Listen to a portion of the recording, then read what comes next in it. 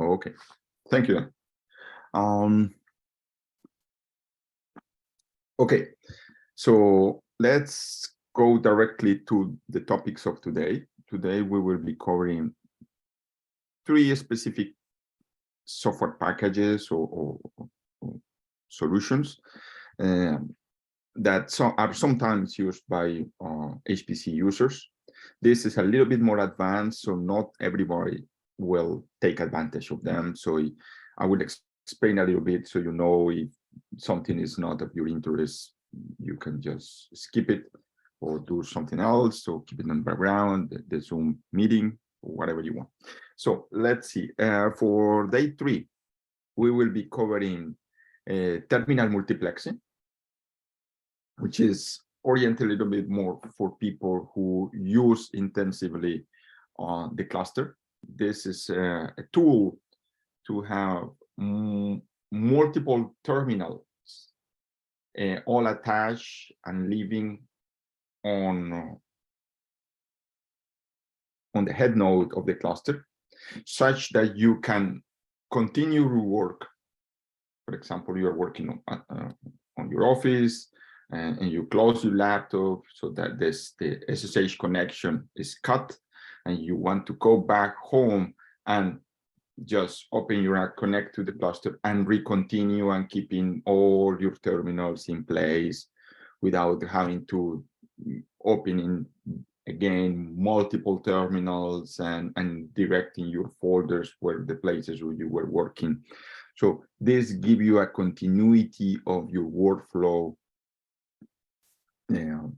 especially when you are doing multiple tasks on your side as a human. So you are submitting jobs, you are monitoring jobs, you are doing post-processing, and all those things. You want multiple terminals for working with that. So terminal multiplexing is a very nice solution when you really start using the cluster to its full potential on your side. That's one thing. We will be covering that for the next 40 minutes.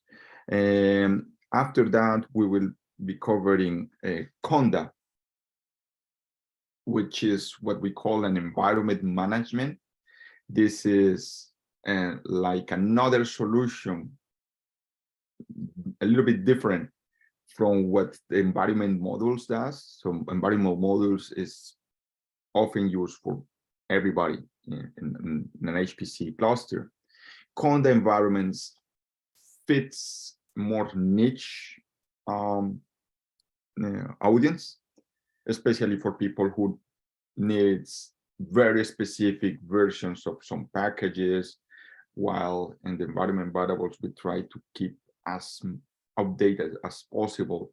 Sometimes people want really old things like Python 2, an environment with that, all software or a very specific version of a package, or you want a set of packages that are hard to fulfill centrally installed as we have for the environment modules. So that is particularly the case for people in bioinformatics, where we have something called BioConda, which is a repository for 5,000-7,000 packages in all sub areas of bioinformatics. And people often use 5-10 packages in a workflow. So they are doing something with one package, and after another package will do another transformation, another package will do something else. And people need all those packages, and a Conda environment will give them that. You can keep control on which version do you want to use for the certain for those packages, and that environment is up to you to manage. So that gives you that flexibility. You don't have to rely on us to keep a software that you want in your terms. And that's another thing we will be covering, how you use Conda environments, how you create Conda environments, and all that in the next in the second part of today. And for the last part, we will be talking about singularity containers. Singularity containers is another way of software isolation or software containerization, where what we have is almost an entire file system that provides all the libraries, package, software, all that you need for running a specific software or group of software packages. We use this in also in very particular cases.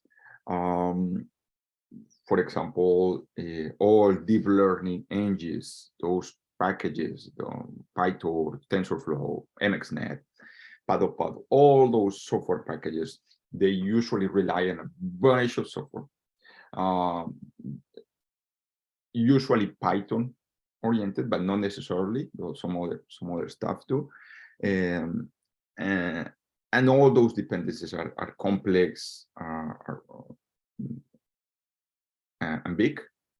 So we containerize that in such a way that we have something reliable that works for that package consistently. And usually people will use that singularity image, that's the term for that, that will give you all the software that they need for their purpose. Another use case are packages that has something like a graphic user interface. While it will be a little bit not what you typically use an HPC cluster. On an HPC cluster, you usually submit jobs. Everything is terminal based for most part. But there are packages where you need something like a graphic user interface. In that case, we create a singularity container, an image that will have all the graphic user interface libraries, which is also a whole bunch of software packages that we don't want to install natively on every single compute node. We try to keep compute nodes as light as possible, so that they will perform the best. So that is another thing. Not everybody uses those containers. So if you have heard of those, we will explain a little bit how that works, how you use them, and how you can access, for example, GPUs, which is an important thing in this kind of containerization solutions. So let's go directly to terminal multiplexing. I will be explain a little bit how this works. And if you like it, it's okay. If you don't want to use it, everything is fine with the cluster. You don't need to use that, especially when you are a beginner. You just have one terminal, you do something. So this could be overwhelming for beginners, but as time progresses and you really need to do multiple things on the cluster, it becomes more and more important to use this kind of thing. So what's the idea? Again, you are in your office, will be working with the cluster, you need to submit some jobs, you need to check some jobs that you submit a few days ago, maybe some of them are finished, you want to see they finish correctly, and also you want to check if you can run some post-processing tools that will generate some plots or some tables, and you will like to have the resulting plots back to your computer where you are writing your paper, and that's typically the case. So you have two alternatives. You open one terminal and you start working on that terminal for everything. So you do one thing, you check the job, you submit the jobs, and after you see how the jobs that already finished, if they finish correctly or something wrong was happening with them, you check that, you see if you do the post-processing, you execute your code for making the plots, and after you use Globus or some other solution to just transfer the data back to you and to your personal computer. That's one option. You want to go a little bit better than that, you just open multiple terminals. If you are in Windows, you can have MobaXter, opening multiple windows there for the terminal, on which every one of them you will be jumping into the SSH gateway. From the SSH gateway, you will be jumping to Thorny, or in the future, you will be jumping to our newest cluster, Sotalisat, and you will start working there. And on another terminal, you will be doing exactly the same, the double jump, the SSH gateway, and Thorny. You create 3-4 terminals for working during some hours that you have available for you doing this. And now you decide that it's time to go home, or you have another meeting, another building, and you need just to close your computer, you close your laptop, or you just leave your desktop, and all those SSH connections will be lost. They will die. And when you go back home, you have to reopen everything and recreate Go and CD to the different folders. So that is some extra effort that we will be trying to avoid here. And that the solution for that is to open terminals, virtual terminals, directly on the head node, on the login node, such that they survive for most part, and they will be there for you. And you just reconnect to your session, and all the terminals will be there, and you see no disruption, or no major disruption. You still need to connect to the cluster, but after that, you just recover your environment and you continue working. So let's see how this works. I think the best will be doing this in practice. You see here the material. You can read the material. It will be on this page. So, but let's do it a little bit to understand it. The first thing is that there are 3 concepts that you need to have clear in your mind when you work with this, and you will see what I mean with those. The sessions, the TMUX. TMUX is the terminal multiplexer that I will be showing to you today. A session, a window, and a pane. All those 3 elements are ways of hierarchically organized virtual terminals that live and operating on a login node, on one machine that is on the server side, and you just connect to those sessions, terminals, and panes. Sessions, windows, and panes. So let's do it in practice here. I open here for me, open on demand, just because I will be jumping back and forth from the terminal to the session, to the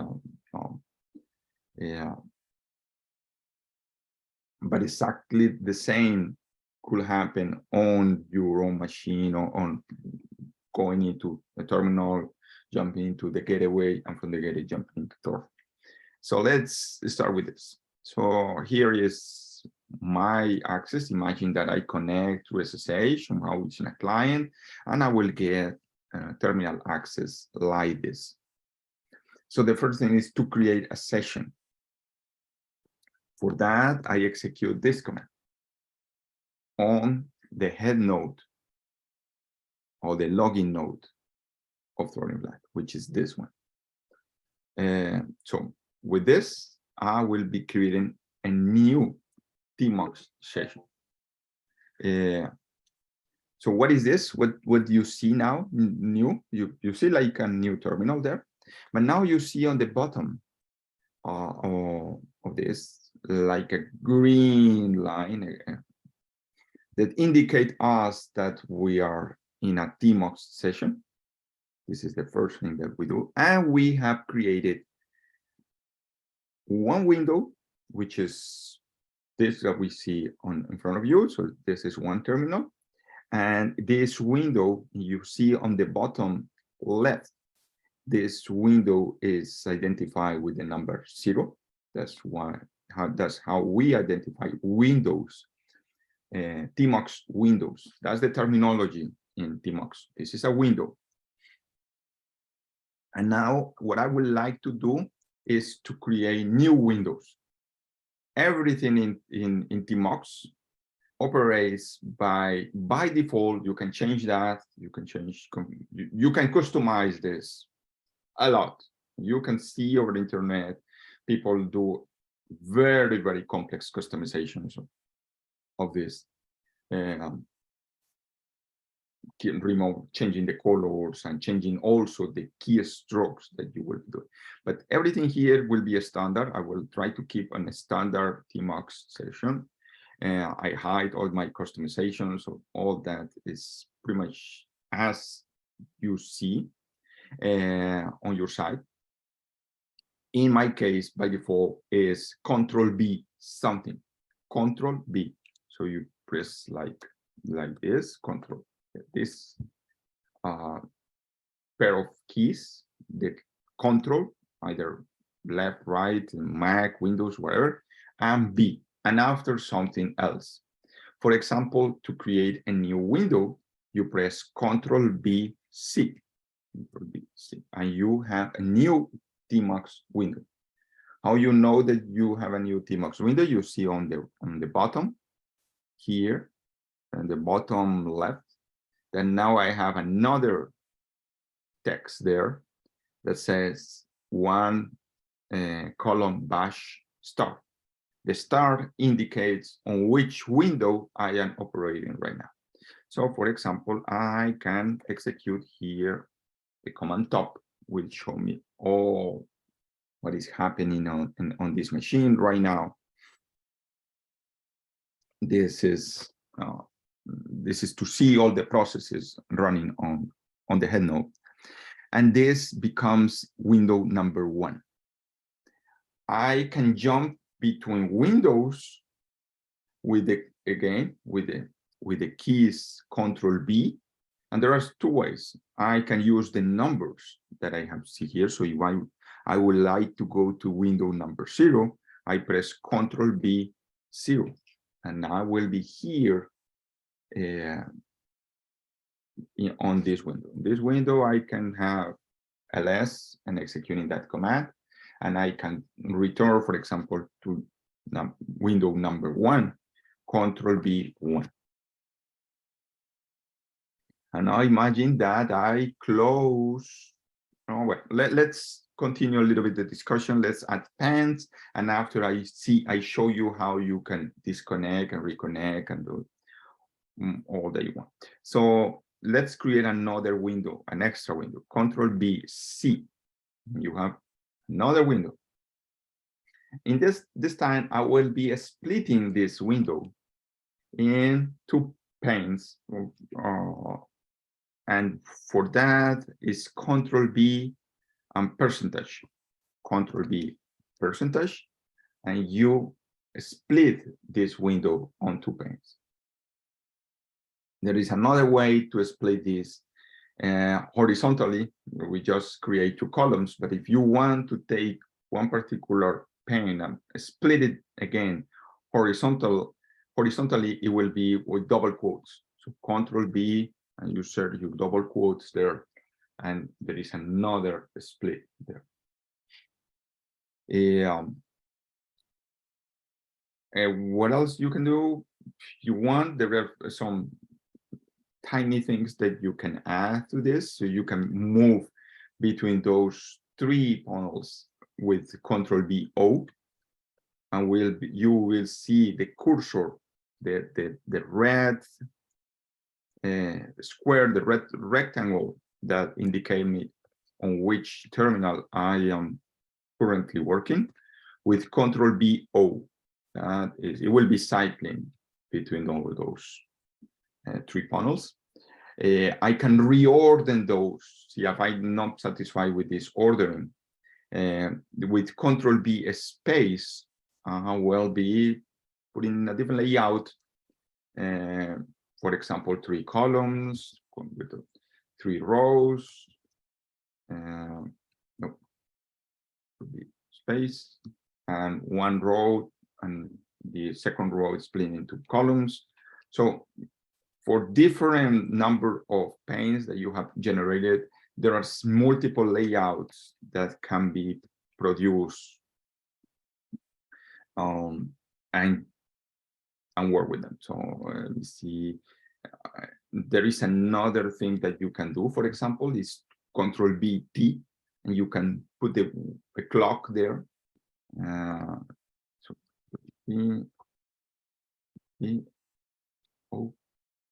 and you can clip it there. So now let's see what happens if I close this session. Close this terminal. Imagine imagine many things. I lost my internet connection, and I will be closing the terminal. So it's gone, and I would like to reconnect. So you can come back, and I'm using again here this to return, and I would like to recontinue my work with this.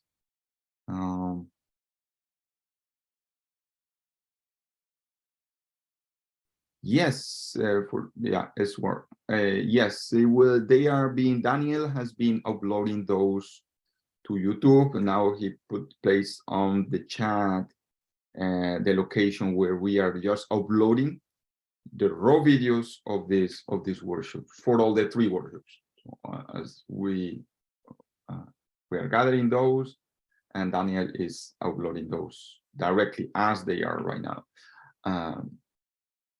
To our YouTube channel. Yes, and there you can see all our videos from previous workshops, starting since I think 2017, that we have been recording those every year. So some things become, of course, outdated. Some things are pretty stable, and you can watch those previous workshops. So let's continue here on. Let's see if I okay. So I connect back. Imagine I just arrived home and I would like to continue. I just connect to Torni, and I would like to recreate my session and continue working. So you execute tmux A to attach your session, and you see everything is back again. All my windows and my different my windows, record my session, and my paints here, panels, we will be there. Good thing, for example, you can only on one side, you can be here and you can see what you have, and here you have something else. Here you are executing some Python scripts. On this other terminal, you can be executing something else. So now imagine that you are working on multiple papers, or let's put it that way, and you can have one window per project, if you like. That's one way of thinking of this. And you can put names to those tiny little windows, tiny little names that are in the bottom of the screen. And the way to put names to this is Control B, comma, Control B, comma. And now will be, let's say, project, something like this. We'll be working on that here. So I know that when I am on this window, and eventually I will have it split, I will be monitoring some, let's see, checking out to see what are my jobs there, if they finish or not. I will be monitoring those. And in the other, Control B O, and I will be executing some Python scripts for those that have finished, producing some plots, or resubmitting more jobs for those that need resubmission, or whether I need to introduce some changes, and maybe the certain parameter was not right, the energy was not the correct one, something happened with the output that I got, and I would like to maybe I should put more pressure on my simulation. Maybe I should put more time or more temperature. I will change my inputs and submit jobs. So that's the way you interact. You ask the computer to do all those calculations for days and maybe a week, and you will be monitoring and submitting more work to do to this machine.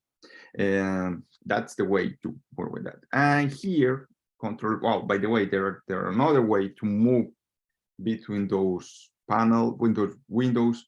It's with Control B N for the next one, and Control B P for the previous one. So Control B N, Control B N, and you move to the next window. Control B N is the next window. Control B N will cycle back to the initial one, and Control B P will jumping backwards in the different windows there. So I can create another one, a new project. Maybe I'm preparing some plots for a grant, and I would like to put a name for that because I will be working on that. So I can put, let's say, grant, and let's say 24 or something. So I will be working on this window. You can connect, disconnect, and you can leave. Another way of leaving is Control B. A bit wrong. Control B D. So you detach. You are not killing the session. You are just detaching you from that session. So you can leave or do something else, and you can reattach with Tmux A, and you recover your session and move on. And that's another thing that you can do with this. So you see, there is, oh, well, I will detach, and I will create another session. This is another new session that is also running on the same machine. So this is another hierarchy of in Tmux. So sessions, windows, and panes. And I will create a few windows here and a few panels here. So I'll be creating 3 here. Maybe here I will be splitting double in 2. So now I have, let's review a little bit all that we have. Now, sessions, windows, and panels. With Control BW, you get the whole picture of all that you have. Control BW. So we have here, this is one session. This is another session. So we have 2 sessions. You can have multiple sessions here. This session in particular has 4 windows: this window, this window, this one, and this one. And you see on the bottom like a mini representation of those windows and the corresponding panels inside. So this one and the names. So you have here, and you see a little bit how that looks, and you see the numbers. So like an idea of the layout that you have there for them. And here we have another window with some panels. The different windows, three windows here. This one with 2 panels, and this one here, and here. So that's another thing that you can do. You want, for example, there are many things that are just showing you the basic ideas, the 3 concepts, which is the most important things for you to retain is this. You have sessions, you have windows, you have terminals, you have panels. You can jump between different windows, different panels, different sessions, and all the combination keys start with Control B. After that, most likely you will not remember, your finger memory will not remember all those. You will learn those over time. So what you can do is to go back to a documentation like this or something, and you will check all of the different combinations. And over time, you will remember those almost automatically. It will be it will be there. So let's review if I am missing something. So I told you everything here is that all the commands are Control B something. I use this one to detach, Control B D. I show you how you detach and reattach. So Control B D, you will detaching from your current session, but it is there, and you reattach just with A. Let me see what else I'm missing. Control B D.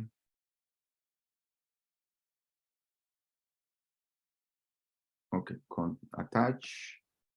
Okay, there is another way to create a session where you can put a name to the session. It's like this, tmux new -s, and put a name.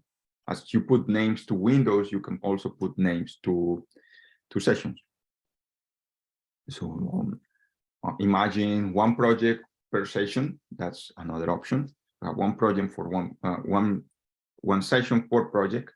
So that way they will not mix, and you know on which project are you working on. And after you move to another project, you will do something else, and you move on and you move on. So you keep some organization, some hierarchy that help you both mentally and practically to work on the cluster on this machine.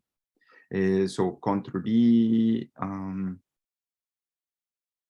Okay, you can change the name with Control B $. I never did that.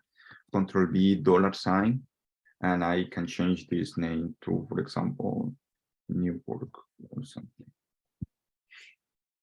So Control B W, you see that this session has now a name. It's no longer just a number, it has a name. And this one is still unnamed. And I will, let's say it.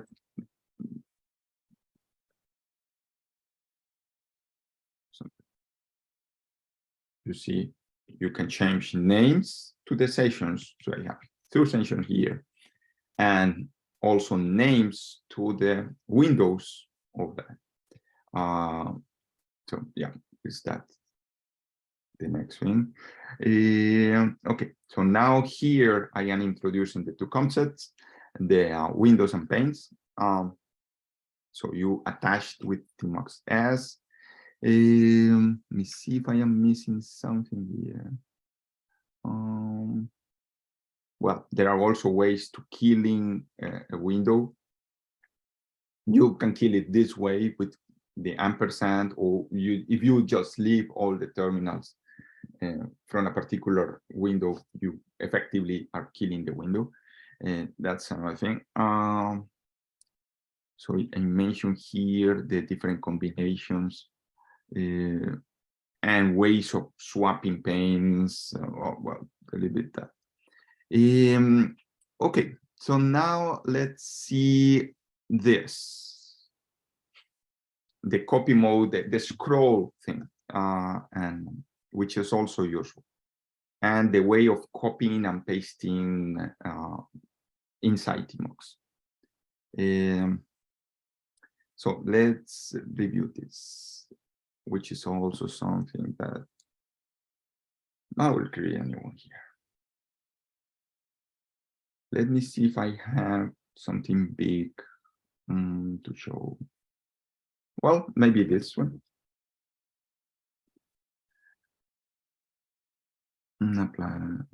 Imagine that you are working on a code, just looking at that, but the code is a little bit large. So here you cannot try to move with I am on a Mac, so I try to use the trackpad and I start scrolling. It will not work on this. As you do, for example, on a traditional terminal where you can scroll and you will see whatever is back. Here, tmux give you that functionality indirectly. So for that, you press Control B and the square bracket, Control B and the square bracket, and you see on the top right corner all the lines that you that you have access there. So you can go with your arrow keys, if you like, or you can just scroll. Well, not scroll. And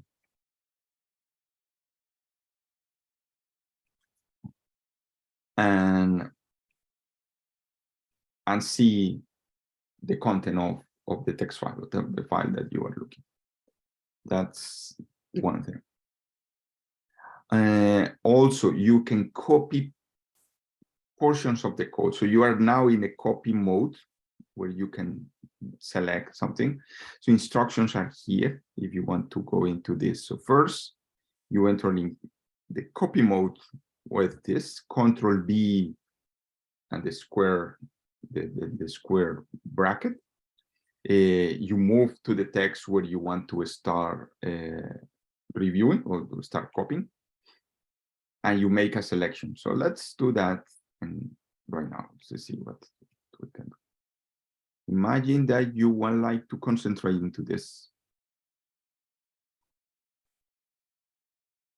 So you control a space and you put in the selection mode where you can scroll the sections that you want to copy. And it could be way up into this. You can scroll, well, you can scroll up and down. Let's do this. And now you have selected that section. Now you press Alt W or Meta W or Escape W. It depends if you are on a Mac or you're on Windows, and you know on a Mac you don't have these Alt keys, so you have to do it that indirectly to an Escape. So I will be doing that. So it will be Escape W. Oh, well, let me see if I got the. Let me see if I use that one or I use the Control key. That's another thing that you can reconfigure later. Space. Maybe it's Control W. No.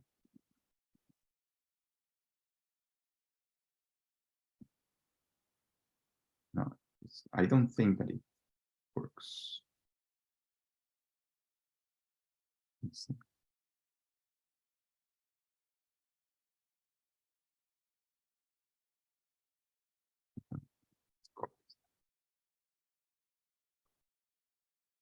Well, yes, I will copy that.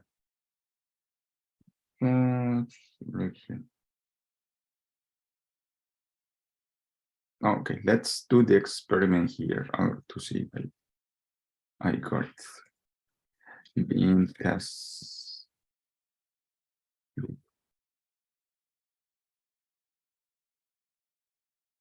Imagine that I would like to copy one loop here.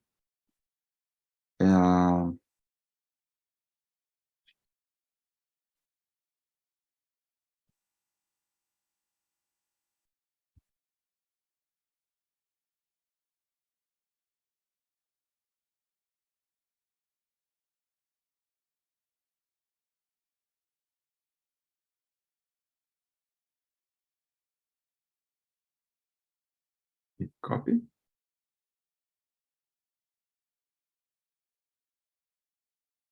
Oh yeah, but this, okay, this is VI. If you want to avoid that in VI, you have to put in paste mode. Otherwise, it will start making indentations. Right? So let's paste it there. Control V. Okay, so now yes, it's working now. Well, in a very VI way, because I forgot to put the I here. To put in insert mode. But yes, that is the way you copy paste using Tmax. Let's see what else we can do. So that's why you can put content, copy, paste it. What else we can do with this? Okay, so to mention just finally that there are ways to customize that enormously. All the customization things is one configure file that is hidden. and it's this one, Tmux Conf. So you can search over internet, different layouts, different ways of putting like the memory, the CPU, or the time, even checking emails or something. No, they will, no, they can be very, very creative with the kind of things that this can do. Also changing the letter. If you don't like the Control B, some people configure that with Control A. Some of those keys could interfere with some keystrokes that are captured not by the terminal. It's not by the remote terminal, but for the client on your side. So you want to avoid those. So you can reconfigure those so they don't get captured by on your client side, but on the remote side. So here is just like an example of the customization that you can achieve with that, coloring wise and all that. But I don't have the time to copy and paste it and see you what, but you can do it. So do it, for example, if you want to see the effect, you just copy all this text and you paste it under this file, and you will see the effects of that. Just to finalize, a couple of exercises for you to get used to this.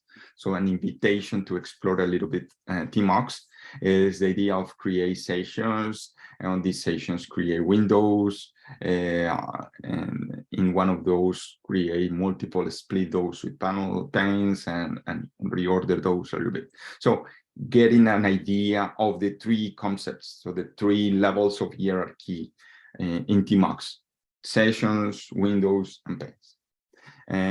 Another exercise is the attaching and reattaching procedure. So how you can detach, how you can reattach, or how you can jump from one session to another effectively. So finally here you will see like some of the commands that I already show you, and a little bit more. So there are a few that I never mentioned much here, but I think I mentioned most of them. So I cover most of the you have to learn. And again, over internet, there are places where they offer you like a cheat sheet, or that, well, you can keep it at hand for making the commands available to you while your fingers acquire the memory for all those keystrokes. Let's move on to something else. So this is Tmux.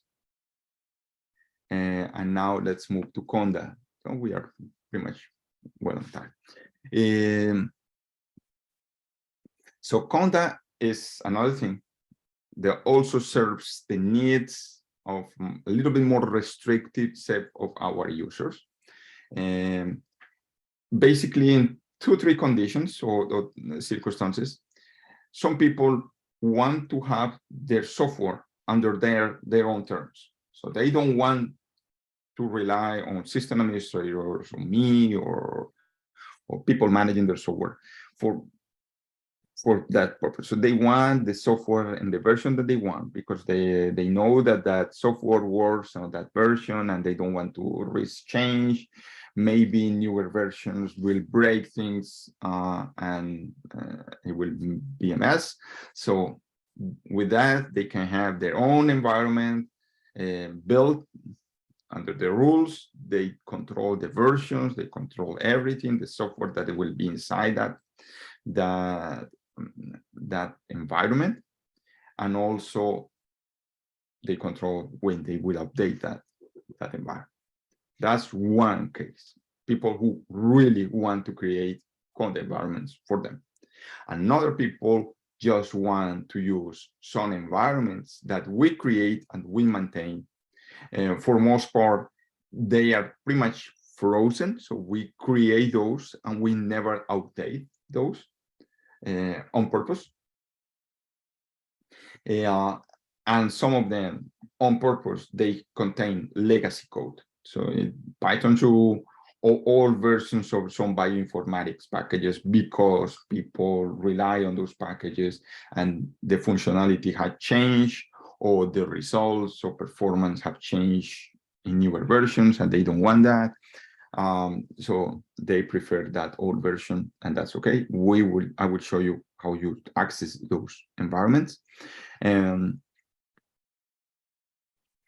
some people just want those, let's say, conda environments because they are developers and they want, for example, to test, they are working on a code and they want to test that code with a very specific version of Python or a very specific version of one software, but they want also another environment where they have a different version to see if the code that they are doing works correctly under a variety of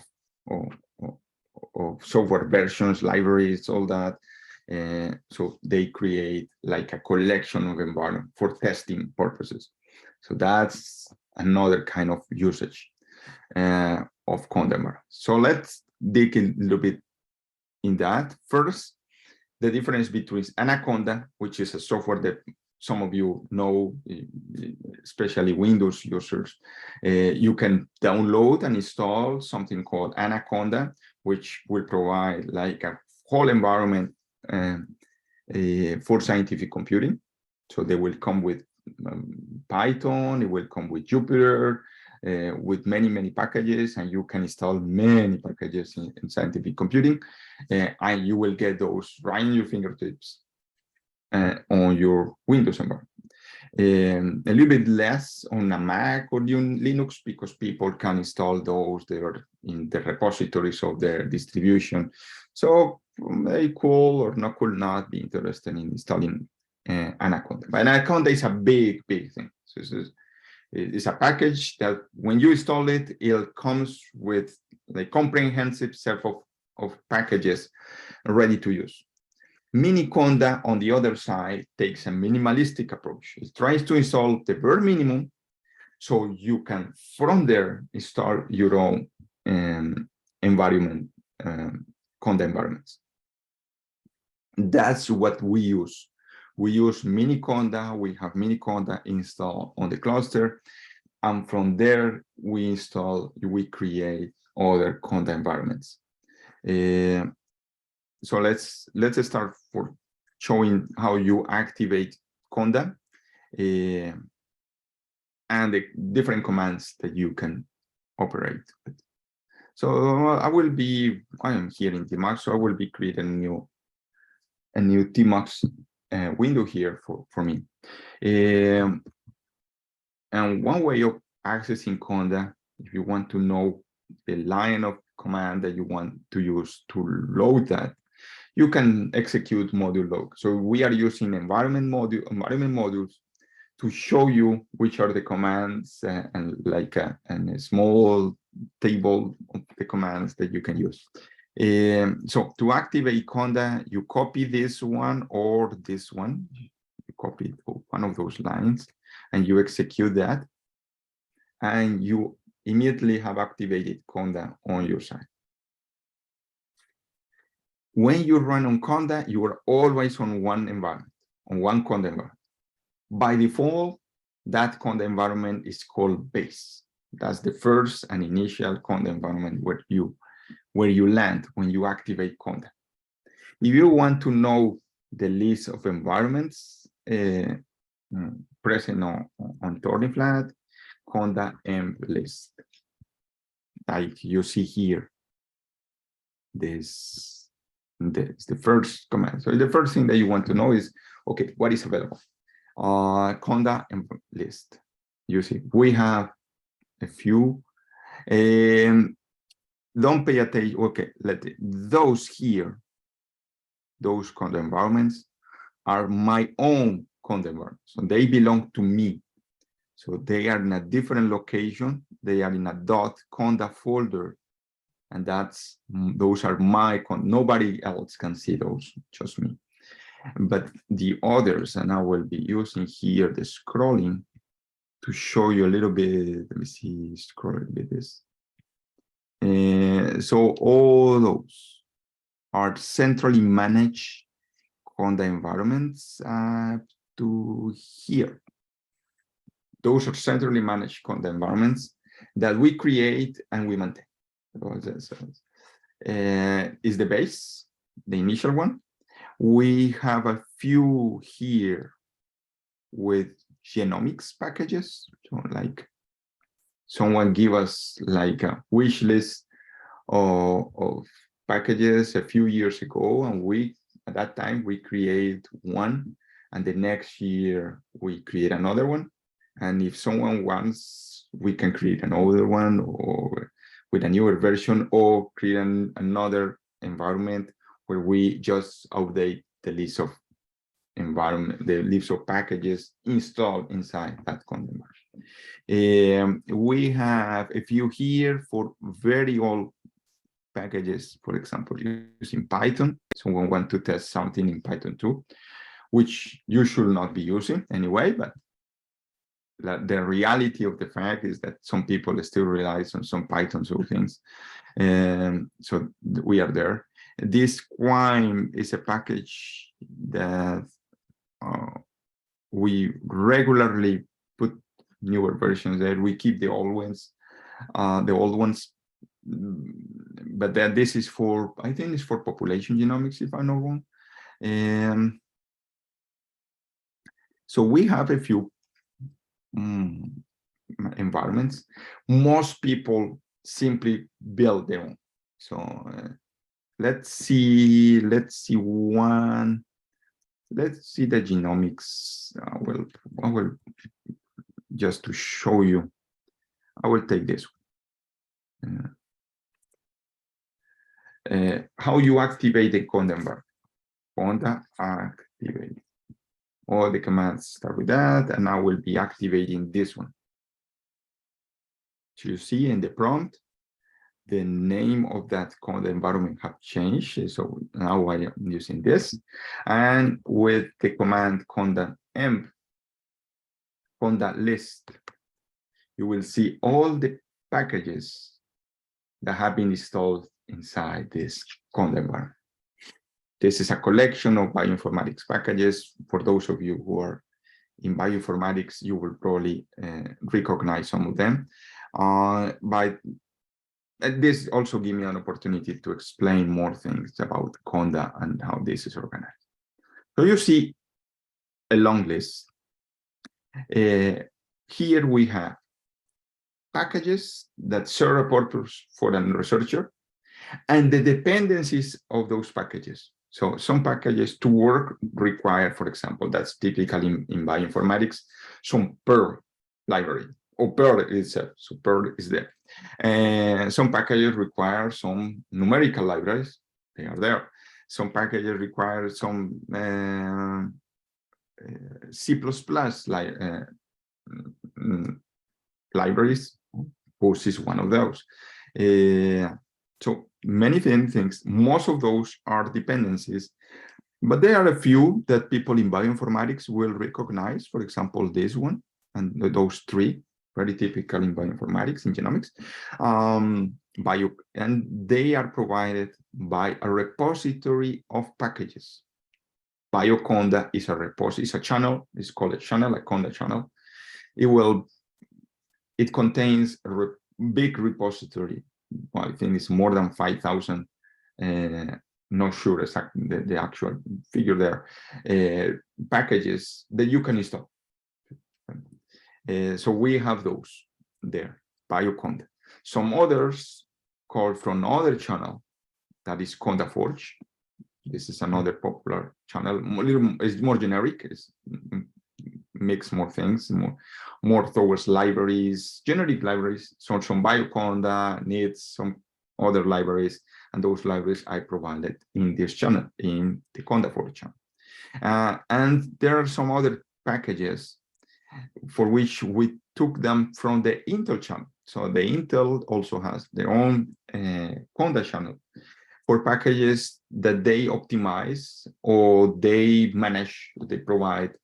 And we tend to use those if possible, because for some in some cases, they offer better performance, especially when they are linear algebra or fast Fourier transforms, or there are machine learning things that they have optimized.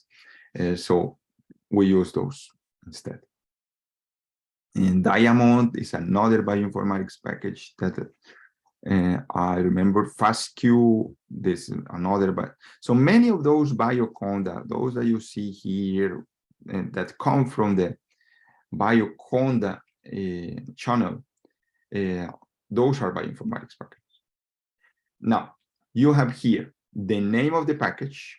For example, let's pick one here, the version of the package, the build. So the same version could be built with different dependencies on top of different other libraries. So this one, for example, I think it's using Python 3.6. That's what I infer from the name, and everything else could be just a generic hash or something. It has not real meaning, or like an ordering. They will give an ordering or the build. But the most important thing is just the name of the package and the version. And with that, you can decide if you want to keep this one or build a new one, or simply update the environment. If you have created your own environment, you can update it. Okay. Let me see if I remember more. Okay, so I can deactivate an environment with conda deactivate.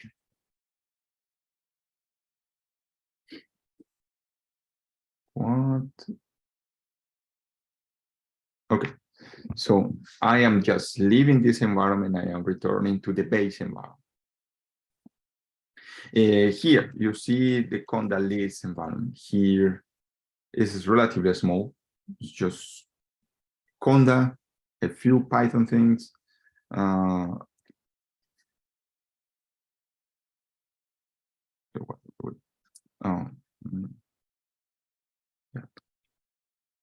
So you see, not much, in fact. So it contains just the Python that was used at that time, 3.7. For today's standard is old, but is what we have there. SQLite. So a few dependencies, but it's a very, very lightweight base environment. So don't expect that just from loading code that you will get all that. You will need to create or load another environment so you get all the software that it provides.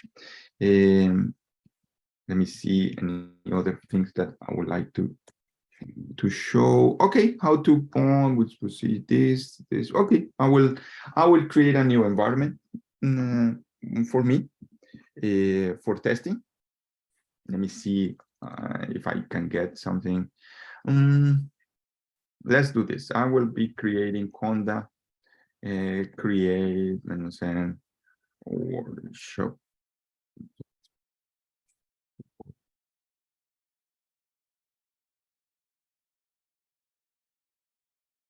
Okay. So this is the command to create a new conda environment. And this conda environment will be just for me. This is a personal conda environment.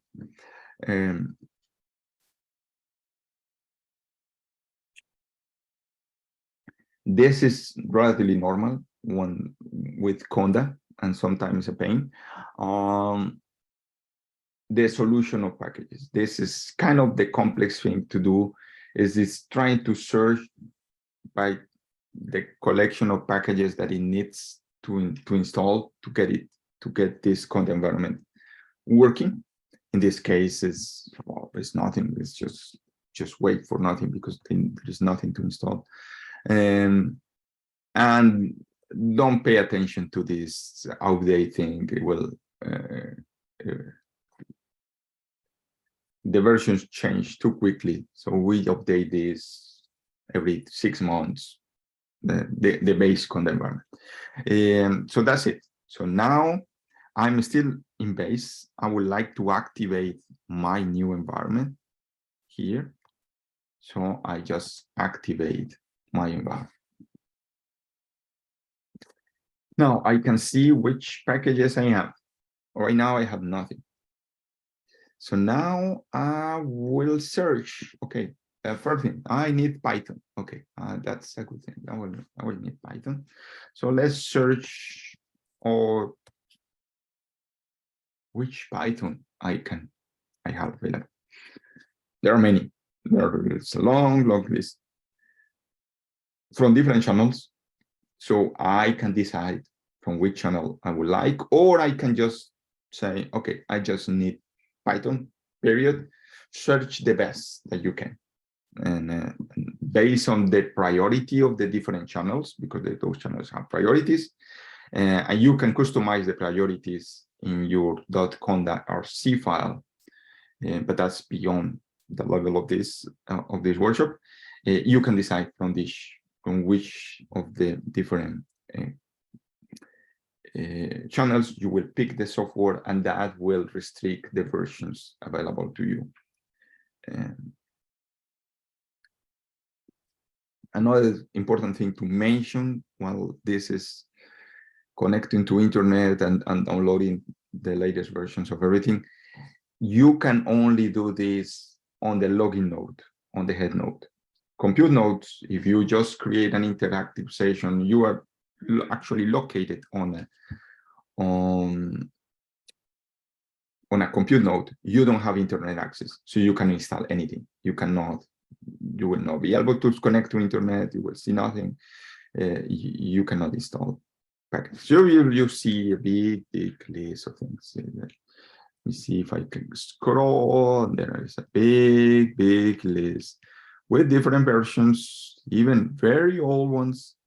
2.7 that is now obsolete, but it's there. And from then you see exactly the same version with different builds and potentially coming from different channels. So you see here the version, the build, and the channel where it comes from. So that's I see 3.4, 3.5, 3.6. All those are pretty much obsolete. I will say you should try to use 3.8. So there are a few changes. There is a big change between Python 2 and Python 3. So the way you print characters and the way you understand integer division, those things are just two of a number of things that have changed between Python 2 and Python 3 in such a way that they are incompatible to each other. No way. You need really to recode things to use Python 3 if your code was written with Python 2. There is another relatively big change or an important change that people start using that started in Python 3.6. So I think with Python 3.6, you can use it. Starting on that version, you can use a new way of printing where you can execute operations inside the print. And so if you try to use 3.5, probably many codes, scientific codes that try to be up to date, it will be broken in Python 3.5. So I will say Python 3.8 is the bare minimum, in fact. But today we have 3. Well, you see many versions of 3.8. And we see how far 3.10 and 3.11. So imagine that I just want the latest versions right here. So I could decide, and there are 3 versions here. So for the 3.11.4, there are 3 here. I will say I can search, I could install on the install this equal 3.11.4. With this, I am leaving open exactly with which build it will be. I will try to search, based on the dependency. I think Conda fortunately have it with higher priority. I think we will prefer that, but not sure. I didn't check if I erased that or not. Which one it picked? It picked the 3.11.4 CPython. Yes, it was picking that one. So it will install Python, the 3.11, so the latest version of Python. If you search, I think, over internet, the latest version of that is that one. So, and with that, so Python, when you compile Python, Python is written in C. So it will require a few libraries from C and some other libraries that you also need when you build C. So the GMP, and this library here, a few others, and you say yes, okay, I'm satisfied with that solution. It will be downloading that and installing that. So I am building, showing you how to build a customized Python environment that is for you, or a Conda environment where I am creating, I'm installing my own Python package or packages and dependencies. I will search for some extra package or something. I will try to see if I can get something there, for maybe eventually NumPy or SciPy or something. I will be building my own, my personal collection, and that's what I will be using, for example, for a project. That will be my environment for a certain project. Another project, I will build that in such a way that I keep this frozen. I know that works, and I will be using, for example, for doing my PhD or something, so I don't get in troubles if something newer appears and the code that I built is now broken. So I will have some time to react on that. There is, for example, a package in for astronomy that I remember that is called AstroPy. I will see if I can get it. And imagine that I would like to install this one. Let me see if that accepts.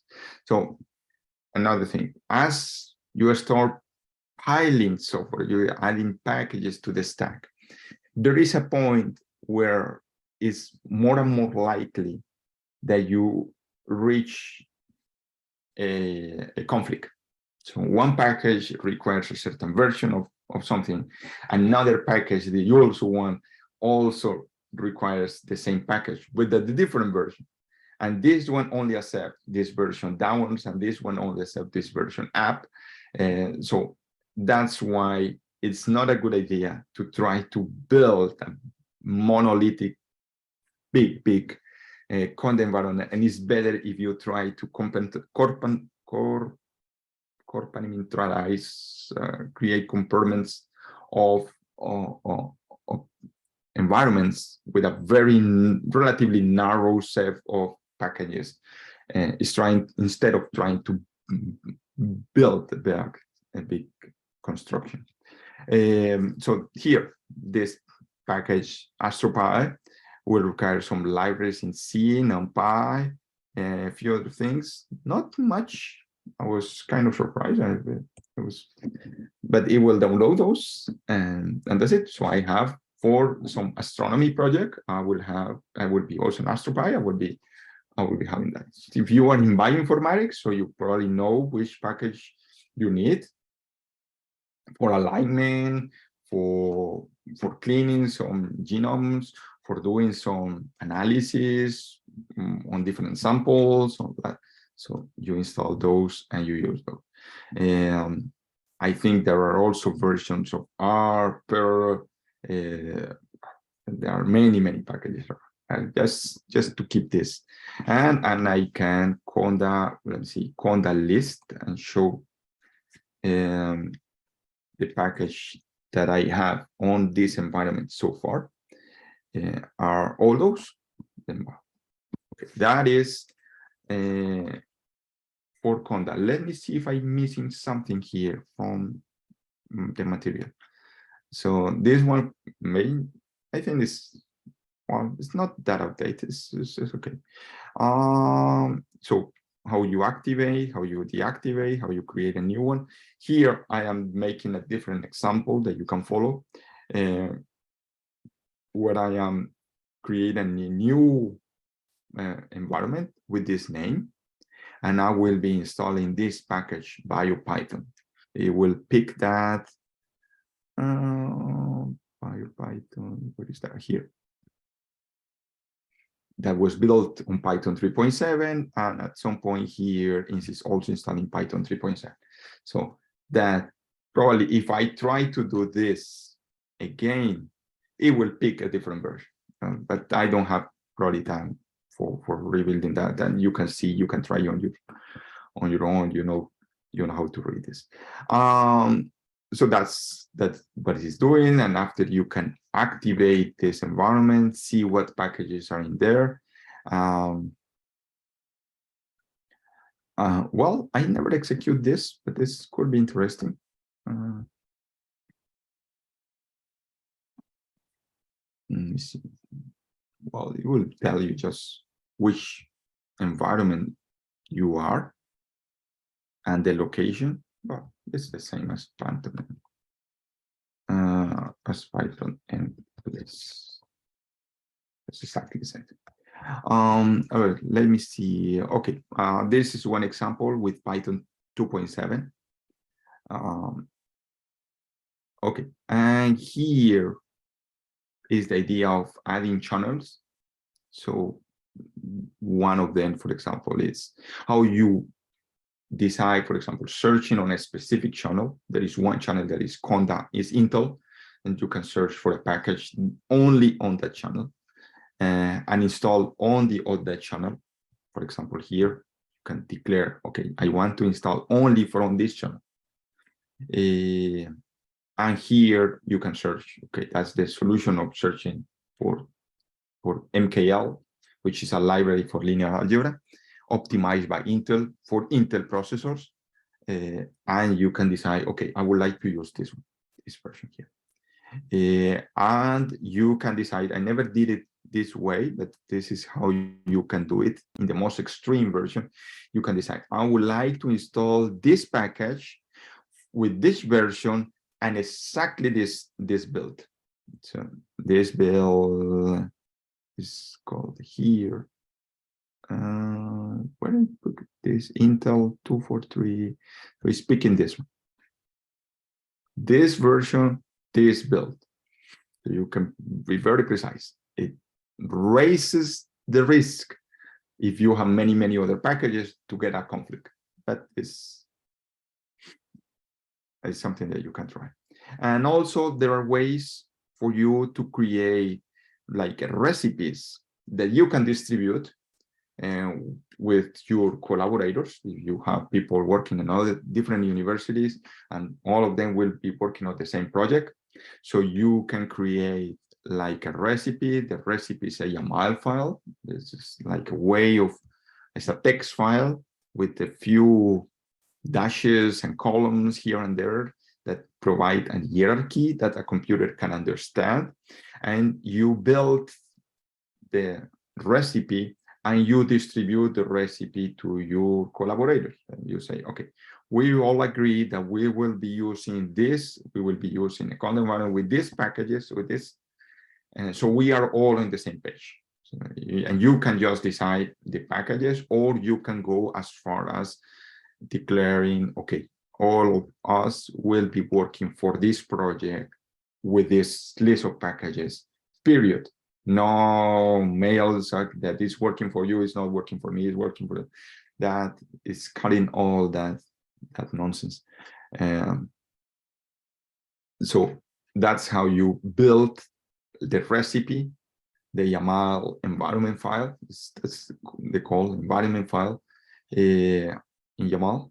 And you can create with this command, using the YAML file that you provide or you receive or you will be working, a new environment and that will install all the software for that. The only drawback of this is that in a few years, if you were very, very specific with the versions, some of those packages simply disappear, or those versions simply disappear from the repository. They are no longer there. So you will have to recreate or start making adjustments to the list of packages, or you simply try to work in a more generic, less precise list of packages, as I did it here. So I avoid becoming obsolete too quickly with my description. So this is how you create, how you show the list of packages, and how you can delete your own environment. Aquí es this here, Conda. Another thing that you can do is also up to you. You can install your own mini Conda. You manage everything. It's up to you, and there is nothing that prevents you to installing your own software and on the cluster.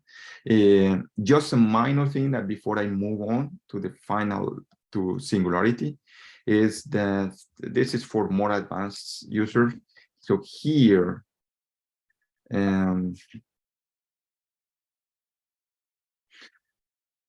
everything that we do with Conda, your own environments, all those are inside a folder called .conda. The environments themselves and the packages that you download for building those environments all reside here in this .conda folder that by default is in your home folder. And your home folder is limited to 10 gigabytes. And for those things, it's really easy to download a bunch of packages, and over time it will be bigger than 10 gigabytes. So one solution for that, the solution that I always suggest when users start using Conda and they got a point where they fill the quota and they tell us, okay, I cannot do anything with my computer with Thorny because it says that I cannot write a file. Well, your quota is full. Why? Your .conda is too big. There are two solutions. The HAL solution is to go into your .conda folder. So this is pretty much for the, let's say, couple of minutes. Go to your .conda folder and to your package folder. Those are all the packages that you download for creating your environments. You can delete all those. So they are not needed once you have created. The only reason they are preserved is for the next time that you create a new environment. If the package is there, well, it will use that instead of having to re-download that over the internet. But if you want, that's a way, this is a way to know how big that is. I don't know how big that is mine, but it could be several gigabytes for sure. It will fill very easy the space. A more permanent solution is to move your .conda folder entirely out of your home, as I did.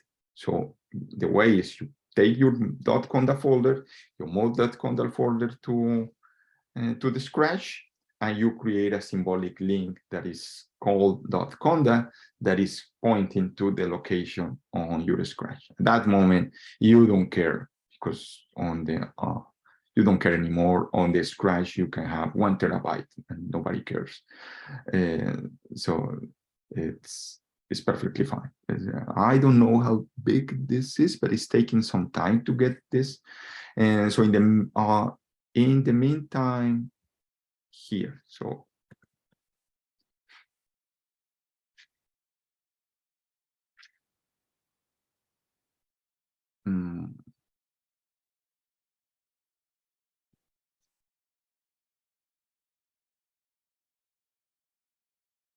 let me see how big is mine.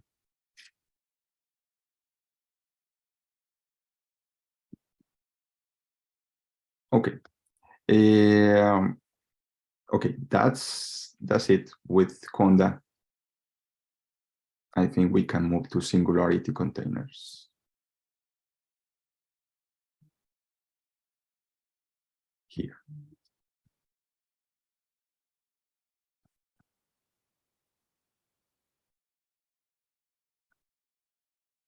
Okay.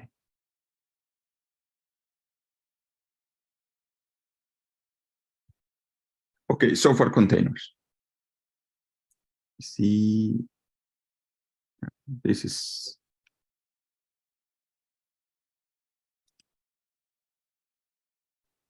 let me see what I get the answer in a minute.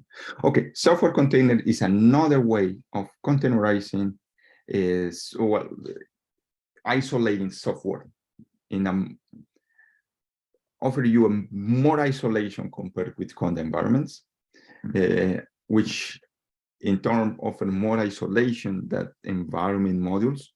So those are different ways of installing software in such that you are working with something specific, something that is not installed centrally for all the machines in all the places. So software container will put usually on a single file the content of an entire file system. With that, you can have on our cluster, all the machines run a specific distribution of Linux that is called Red Hat. It's a distribution of Linux that is very popular in enterprise environments. So in places where the machines need to be very reliable, very stable, is very conservative in the selection of software packages and the version of those packages, because the priority is stability. It's not performance. It's not performance is important, but let's say stability and robustness is more comes first in that. So that's what we are using on Thorny Flat, and that's what we will be using in Dolly Socks. This distribution called Red Hat. But with containers, we can have the file system of an entirely different Linux distribution. For example, Ubuntu, which is another popular distribution of Linux, often used by scientists, by people on their desktops, because it will give you, it's a nice desktop, but it's very well suited for scientific purposes, compared with Windows, which is nice, but mostly for gaming and for office purposes, for writing letters and reading email, but not much for science. So imagine that you want a software that offers some instructions on how to install those packages for Ubuntu. So you can have a container that contains a file system of an Ubuntu system, and there you will be installing the packages that you need. And you can run that image on top of our system, which is Red Hat. That's one purpose of Singularity Container. Another reason for having it is when you have a package that uses graphic user interface libraries, GTK, Qt. Those are two libraries, tools with widgets, buttons, way of making windows, all that, managing the creation of graphic user interface elements, and they have a lot of dependencies, 20, 30, 50 dependencies.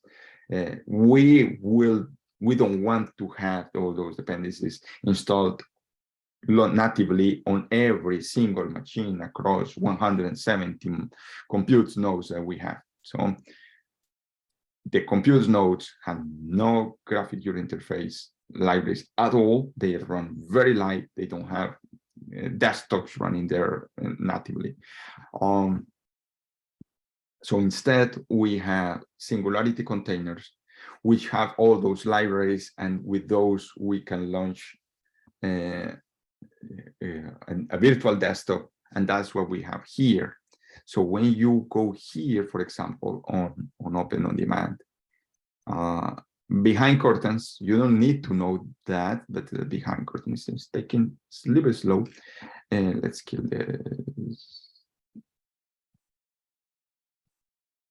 So here, when you are using these desktops, all of them at the end, they are running, those are Singularity images. And they could be running something let me see this one. They will be running something else, not necessarily Red Hat Stream. It could be Debian, or could be Ubuntu, or some other Linux distribution. But all the purpose of that is to have a graphic user interface where you can create, well, having something as silly as this. Exactly. Well, they don't have it. Works clock. Oh, it's not installed. Okay. You can have a plot here. Let's see, or a browser, or a file manager. Those sort of things. So this is a virtual desktop, and running without having to install those libraries on every package, on every compute node. And that's one thing. That's one. And some packages, we use Singularity containers that had been created and optimized by someone else. So, for example, from NVIDIA, all the packages that we use for deep learning applications, for molecular dynamics on top of GPUs, we have some images, Singularity images, to run those packages that uses GPU, because they have dependencies, and those dependencies could be a large list of dependencies. So those are, you can create your own Singularity images, but you need to do it on your site, on your own Linux machine, and you transfer the image back to us. You cannot do that as a normal user on our system. You have to do it out of the system, and you just bring the image and you can run software. Or sometimes, again, for collaborations, we have created, and sometimes some people bring us some Singularity images that were created on a different institution, and they will use that for their portion of their research happening with us. So people have agreed to use a Singularity images for a certain project, and that's what they will be using. And all the universities, all the institutions participating on that project will be using the same Singularity image for that. So how do you use this? The instructions to connect to the cluster and submit. Now let's do it more interactively here, explore a little bit. Okay, so that's why it took so long. My Conda environment, all the packages, because I never delete actually this, is 62 gigabytes. So you see why it's better to move the Conda environment out of the home folder. It's really easy to fill that. And one way is to remove the packages, but the environments themselves could be really, really good. So now let's see the Singularity. So you see, I can delete this, or I can simply create a new one. And here I will be running Singularity. Let's do this. I will Singularity. I will be changing the name of this Tmux window to Singularity. So I have here number 5. So first thing is load Singularity, module load Singularity. This for presenting you what you can do on the head node. In a minute, I will show you procedures on compute nodes. Singularity, okay. There are a few commands that you can do. First, the images, okay. We have all our images here in shared containers. It's a big list. Some of them were created by us. Most of them were created by us. But people can also use their own image, and they can put it on their own Scratch, and they will use it. All the images are all those files that end up or has the section SIF. Those Singularity image format or something like that. That's the meaning of that. So those are one file that, in a compressed way, contains all the folders and files, the entire set of a file system. So all the hierarchy of directories, folders, files, everything to run another Unix environment with the packages appropriate for a certain purpose, a certain scientific package. So let's review a little bit what you see here. You see, for example, different versions of Python. Let's make a collection just of the images. So you can see, well, not this one. Okay. So all those that start with NGC are the kind of images that we access. Those are from the NVIDIA collection. So we just pick that and we recreate those. So when you come here and you create a new Jupyter notebook and you select here Python via Singularity, you can execute one of the many images that we see here, many versions, and those NGC, those are different images that uses GPUs have been optimized by NVIDIA for either, for example, deep learning applications, molecular dynamics applications, scientific simulation more in general, other languages like Julia. So all of them are here. And some extra packages, so big collection. Different versions of TensorFlow are there. Those come from the official TensorFlow images on a different containerization solution, which is Docker. Docker is something that is also popular in this, but we cannot use Docker. So for Docker to run, you need to have super user permissions, which you don't have. So Docker is not a solution in HPC environments. So Singularity is the solution in this kind of environments to execute software and to run software and containerize. And a few other packages here, a collection of bioinformatics packages we create also some time ago, and Singularity images where we put a collection of Conda installed packages. So this is a Singularity container that has inside Conda, and inside that Conda we have packages there. So you see those. So many of those here are the images that you see here on this side. So they are here. On top of that, there are also various versions of RStudio that you see here. RStudio on this on the right side. Most people just use the latest version, which is, I think, is this one. RStudio, they have RStudio there. So they have R version 4.3. We try to keep that up to date. The RStudio server, which is what give you, so it's around here if you want to use that one.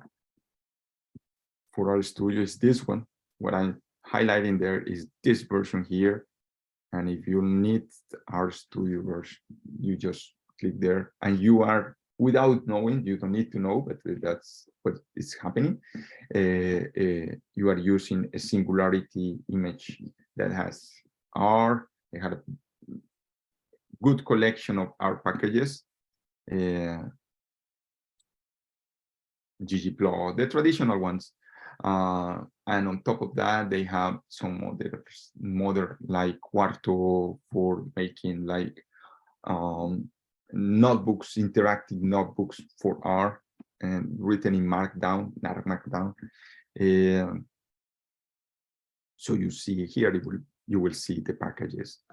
So there are a few that are well known. So that we have a decent collection of generic packages popularly used in ggplot should be around here. ggplot2 is there. Tidyverse, for example, and Shiny. And you can have your own packages installed if you want to install those, but you have to install those from the head node outside. What else we have here? So RStudio is there. But imagine that you want to execute something from a Singularity. What I can do to execute something on a Singularity container. So now first it was loading Singularity. I think that I already did it. So this is the first step. Now the next step is to get a shell inside the container to operate with the software that is inside that container. So for that is Singularity shell. For example, let's say Python 3.9. This one, good sir. Oh, this is Python 3.11, 3 on top of Ubuntu. This. Okay. Now you see your prompt have changed. It's now like this. This is an indication that everything that you are doing, the software that you're using now, is inside that container. That container you see here.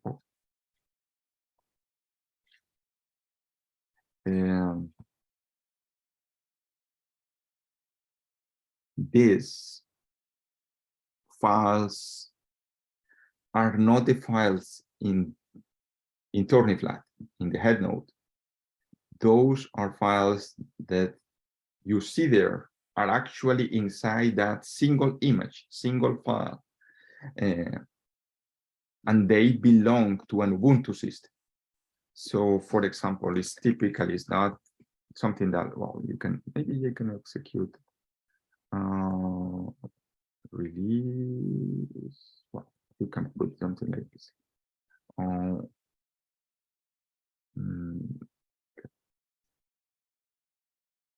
Okay. Ubuntu is a derivative of Debian. So this file Debian version is an Ubuntu.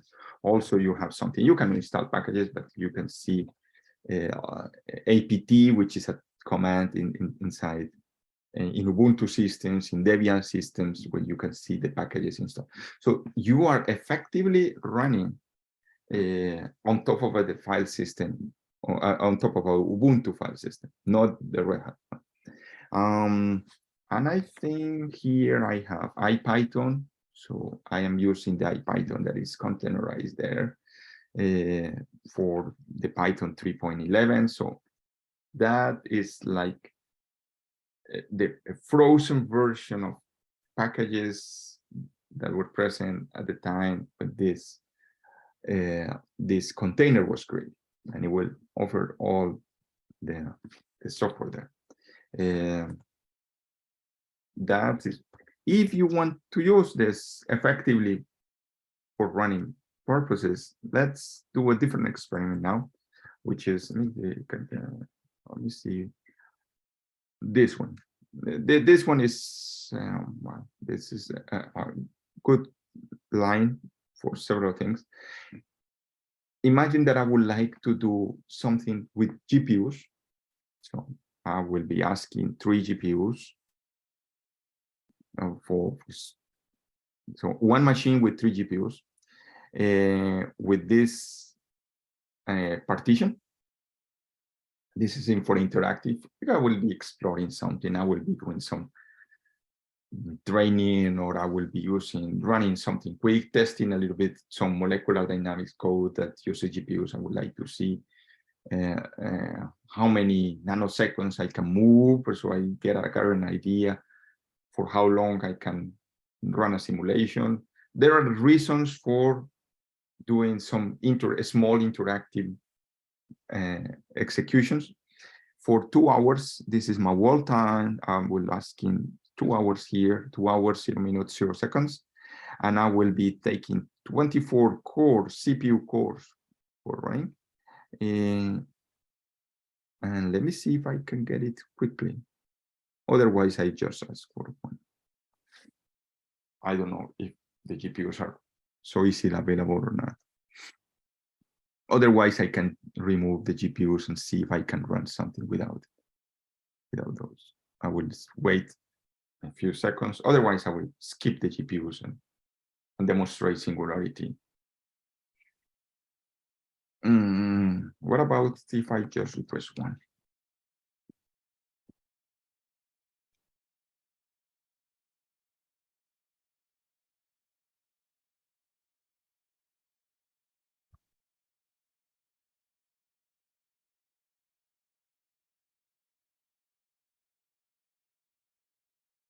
Okay, it's taking too long. What about if I just, okay, move on and request GPUs? Here becomes stand. Let me see, for 30 minutes, just to get something quickly. 8 cores. I should get some. Okay, I got. Okay, so in this case, I will not be using GPUs, nothing like that, but I will now effectively on a different machine. I will be running there, and I will be executing something that comes from a Singularity container. Module load Singularity.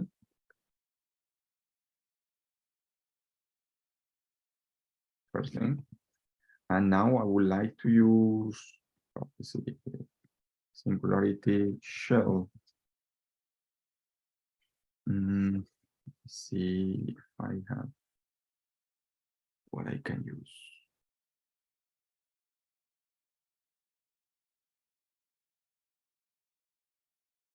Okay, well, imagine that I would like to use this one. This is an Intel optimized TensorFlow.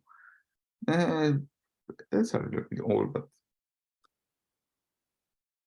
it will be also using just CPUs.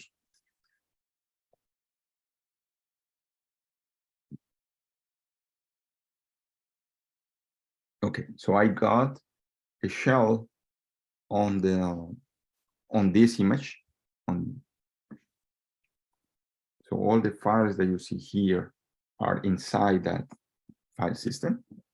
And here I imagine that I have IPython where I can load or I can import TensorFlow.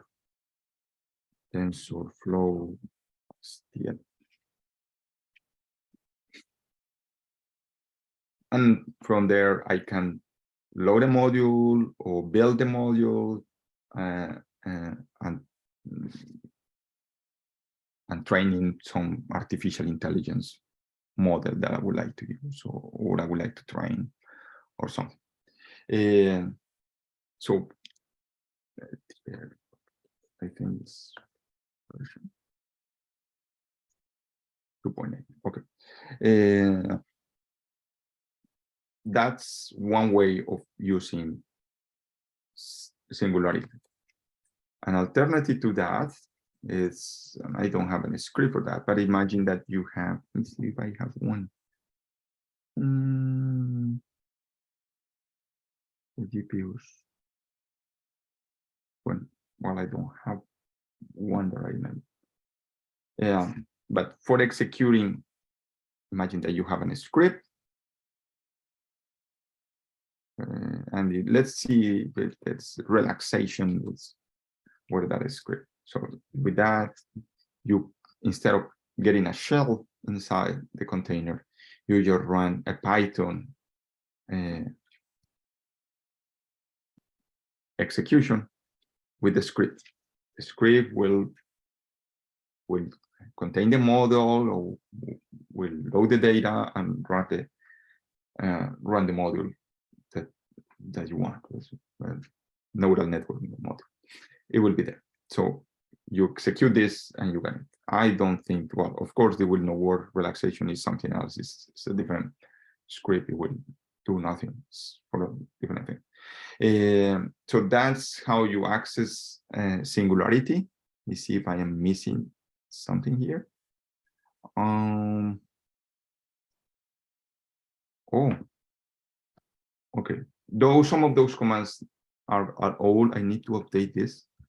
I forgot to update this. This still works, but this was from the when we had Torque on Moab, a different resource manager. So, and I forgot to update this to SBatch, which is then what you use now. And here you have instructions of the how you can build your own image. Remember, you have to do it on your own. You have to have your own Linux machine, at least something where you can build those images. And an image could be as simple as this. It's something like this. Yeah, you can forget about the comments. It will be something like this. It's just a recipe for taking an image from another repository, for example, build the base file system and start installing packages on top of that. When you build the image, you can use this. This is a good procedure to build first the image on a folder. You start learning what are the commands, the procedures, the packages that you need to install, and after insert those commands here in the image, in the recipe or the definition file, before you actually build the image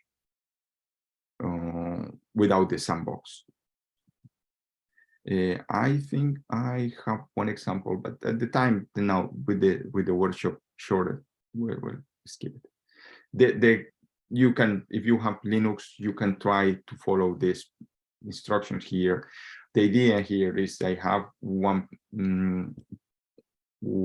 example where I have a few packages.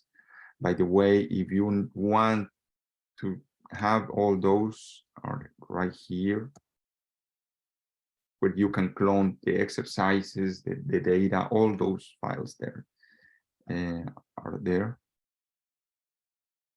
Yeah. And the idea is a package where we are putting some C code that uses graphic interface libraries. So here you need to install this package that actually launches a window where I will be making some fractals. So and I have the code will be compiled and that will produce those.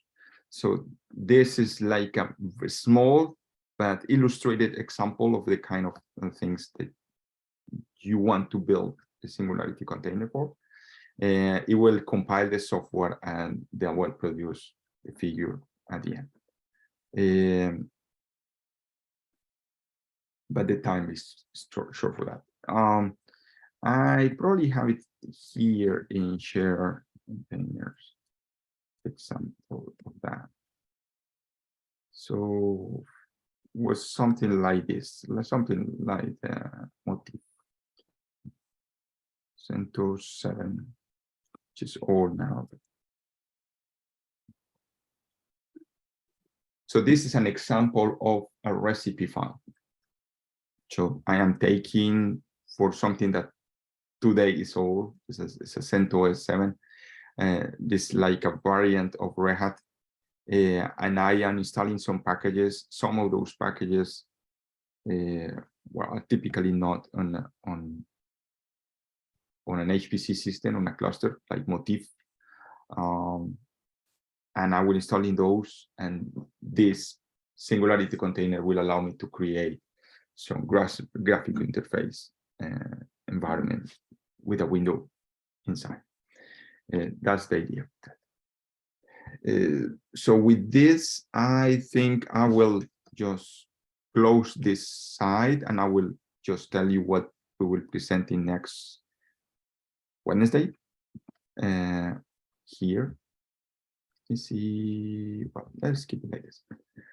So for for Wednesday, for our final session, is also specialized. Not everyone could be interested on this, but I would just mention that Git, which is what we call a version control system, is a software that allows us to keep control on different versions, especially of text files. For example, people who are developing a software, and as the software development progresses, people introduce changes to the software. Many people could be working on the same project. So this is a way of keeping everyone looking at the same code, or at least working together without stepping on each other, keeping versions or an evolution of the development, such that if something bad happens, you can revert, you can go back to a previous version and see what was wrong, what was working, what was not working, and correct things. This is a nice way, for example, if you are writing a paper and there are several people working on a paper, there are solutions out there that work on the web, like Autorea. All those things somehow rely on a version control system. But you also can have your own repository for your collaborators working on a paper. The plots will be there, the text for the paper will be there, and with that, everyone can contribute with their own sections, chapters, paragraphs, whatever they are building. So in both cases, and also for writing your thesis, is a good idea to keep that. You don't want to have your thesis in a pen drive or a hard drive of any kind without proper backup. So everything breaks, and the doors of the hell open in front of you. So a version control will keep your documents, your files, your chapters in one place. You have control on the evolution of your narrative for the thesis. So in all those cases, you want to use a version control system, and Git is one of them. And also, we at WVU, we can offer you private repositories on GitHub. So if you need a repository that it should not be visible outside to the entire world, we can create a private repository, and you manage and you decide who can see that repository. That's one thing that we'll be covering next session. A little bit of compilation of codes, of scientific codes. So we will go one example. Those are very small examples of compiling a normal code, C code, or Fortran code, the different compilers available, what they offer, and how you compile a code, what to do with the different levels, with different parallelization paradigms. If you use OpenMP, what should you use? If a code uses MPI, what we should use? Libraries like GSL, FFTW, LAPACK, BLAST, those sort of libraries, how you insert, how you compile codes that uses those libraries. Not everyone is interested in compiling codes. I know some people just rely on codes that have been available and they use them, so they are more users of codes, and they don't go the whole extent to compile their own software. They just install it. That's okay. You will probably not take much advantage of that session, but some people either are developers or they want to compile their own software, because in their research, that's what people do. They compile the software. This could be instructive on the different nuances of compilation. And finally, I will devote some time to shell scripting. Not fully shell scripting. Is mostly two packages for processing data, which are grep.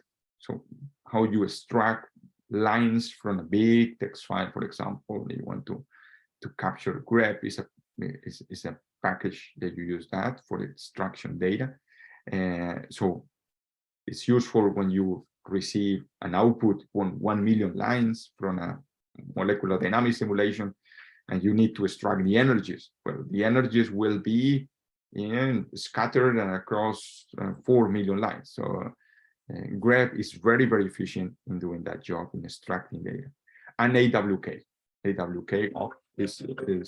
is another package that for which you can create programs, and you can also extract data and compute maximum, minimum, averages, reformat a little bit the data, extract. So I'll basically focus on those two things, grep and AWK, and how you can insert those into small scripts. So it's not actually shell scripting, it's just the tip of the iceberg of what you will be using for a shell scripting. So again, not everyone is interested in those things, but I just want to tell you a little bit what we will be talking about next week. With that, I think we have a few minutes if you want some questions, some clarification, something that was not clear, or and from any of the 3 topics that we covered today, feel free to write those questions on the chat and look in the few minutes. Otherwise, if you want, tomorrow we will be continuing the workshop on GPUs, and Thursday it will be the final session for the interactive applications with Python. We will be exploring a couple of packages, PMonk and PyVista. So some ways of creating some interactive simulations for teachers, if you need to present some lesson on many body dynamics, or you want to see a 3D visualization using Python. So PyVista is the solution for that. And Wednesday it will be the final session for this workshop.